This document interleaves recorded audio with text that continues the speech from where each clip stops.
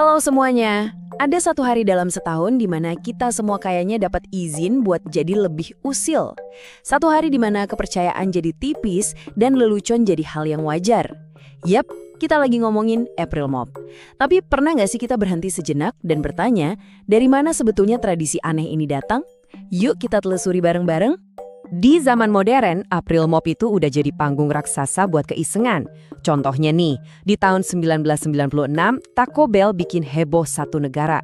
Mereka pasang iklan satu halaman penuh di koran, ngumumin kalau mereka udah beli lonceng Liberty yang ikonik itu buat bantu ngurangin utang negara. Sempat ada kepanikan kecil loh, sebelum orang-orang sadar tanggal berapa hari itu. Nggak mau ketinggalan, Burger King juga pernah bikin ulah. Mereka ngumumin produk baru, Hooper untuk orang kidal. Katanya sih semua isinya diputar 180 derajat. Lucunya, ribuan orang katanya datang ke gerai buat pesen burger ini.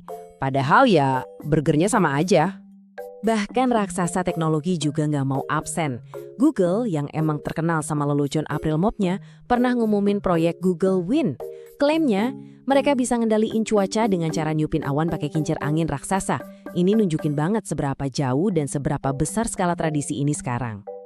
Dari burger kidal sampai janji ngendaliin cuaca, lelucon modern emang makin canggih dan niat banget. Tapi ini justru bawa kita ke pertanyaan utamanya. Dari mana sih semua ini berawal? Gimana ceritanya kebiasaan saling ngerjain ini bisa jadi fenomena global yang kita kenal sekarang? Nah, disinilah bagian paling menariknya. Jawaban singkatnya, ternyata kita nggak bener-bener tahu. Nggak ada satupun catatan sejarah yang bilang, oke, disinilah April Mop dimulai. Yang kita tahu, kebiasaan ini udah ada di Eropa sejak era Renaissance, tapi akarnya bisa jadi jauh lebih tua lagi. Justru ketidakpastian inilah yang bikin penelusurannya jadi makin seru. Oke, karena nggak ada jawaban yang pasti, gimana kalau kita coba main jadi detektif sejarah? Kita bakal telusuri beberapa petunjuk dan teori yang paling populer buat coba ngejelasin dari mana datangnya hari yang penuh keisengan ini. Petunjuk pertama, kita bawa kita jauh ke belakang, ke zaman Romawi kuno. Ada beberapa sejarawan yang ngeliat kemiripan sama festival yang namanya Hilaria. Dirayain akhir Maret, isinya penuh keceriaan, pesta kostum. Namanya sendiri kan mirip hilarity atau kegembiraan. Kedengarannya cocok ya, tapi, nah ini dia masalahnya. Gak ada satupun bukti kuat yang bener-bener nyambungin Hilaria sama April Mop. Jadi ini lebih kayak kebetulan yang menarik aja, bukan mata rantai sejarah yang hilang. Terus ada cerita lain yang kayaknya sempurna banget. Konon katanya Kaisar Konstantinus pernah ditantang sama para pelawak istananya. Mereka minta salah satu dari mereka yang namanya Kugel dijadiin raja buat satu hari. Kaisar setuju dan Raja Kugel ini langsung bikin dekret. Hari itu harus jadi hari yang isinya cuma hal-hal absurd dan lelucon. Cerita ini rasanya pas banget kan, otoritas digulingkan sama humor, kekonyolan dibiarin berkuasa untuk sesaat. Rasanya kayak, wah ini dia nih jawaban yang kita cari. Sangat sesuai dengan semangat April Mop. Tapi tunggu dulu, disinilah letak lelucon terbesarnya. Cerita soal Kaisar Konstantinus itu 100% palsu. Kisah itu ternyata dibikin sama seorang profesor universitas sebagai lelucon April Mop di tahun 1983 dan beritanya kesebar luas. Jadi, ini adalah sebuah lelucon tentang asal-usul hari lelucon. Meta banget kan? Oke, setelah kita sisihkan teori-teori tadi, sekarang kita beralih ke petunjuk yang dianggap paling kuat sama para sejarawan, meskipun ya tetap aja ada sedikit misterinya. Petunjuk ini membawa kita ke Prancis di abad ke-16. Jadi teorinya begini, coba bayangin, dulu itu banyak orang di Prancis ngerayain tahun baru selama seminggu, yang puncaknya itu di tanggal 1 April. Terus, Raja Charles IX bikin aturan baru. Tahun baru dipindahin ke 1 Januari, biar seragam. Nah, pasti ada dong orang-orang yang nggak dengar beritanya, atau mungkin sengaja nggak mau ikut aturan baru. Merekalah yang akhirnya jadi target lelucon. Diundang ke pesta palsu, dikasih hadiah aneh, pokoknya dianggap ketinggalan zaman.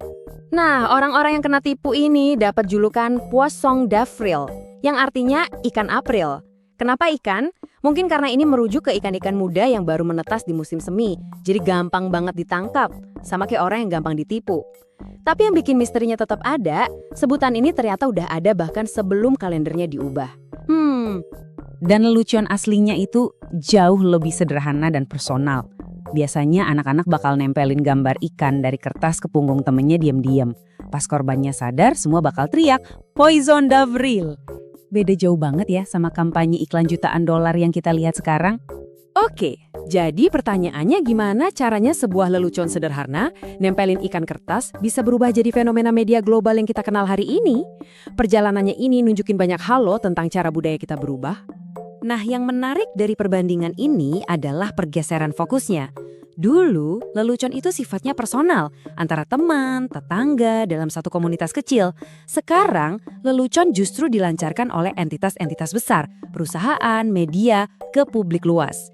Ini nunjukin gimana sebuah tradisi rakyat bisa diadopsi, bahkan diubah fungsinya dalam budaya konsumen modern kita. Titik baliknya mungkin terjadi pas media massa mulai ikutan. Contoh paling legendaris itu tahun 1957, waktu BBC, yang notabene lembaga berita super terpercaya, menyiarkan laporan palsu soal panen spaghetti dari pohon di Swiss. Di masa itu, banyak banget yang percaya loh. Ribuan orang nelpon ke stasiun TV nanyain gimana caranya nanam pohon spaghetti sendiri. Ini bukti kalau lelucon udah pindah dari halaman belakang rumah ke ruang keluarga jutaan orang. Setelah menelusuri sejarahnya yang agak kabur dan evolusinya yang aneh, kita balik lagi ke pertanyaan paling dasar. Di dunia yang seringkali terasa serius banget, kenapa sih kita masih nyisihin satu hari khusus buat kebohongan dan kekacauan yang disengaja? Apa yang bikin tradisi ini awet? Mungkin jawaban terbaiknya justru ada di dalam misteri itu sendiri. Karena nggak ada yang benar-benar punya April Mop, semua orang bisa ikut berpartisipasi. Ini adalah satu hari di mana kita bisa membalikkan aturan, menertawakan otoritas, dan yang paling penting menertawakan diri kita sendiri. Ini kayak pengingat bahwa di balik semua sistem dan keseriusan, kita ini makhluk yang butuh bermain. Jadi mungkin April Mop bertahan bukan karena sejarahnya, tapi karena ia ngasih kita izin buat sejenak lepas dari aturan. Nah, kalau Anda sendiri, apa lelucon April Mop terbaik yang pernah Anda dengar atau alami?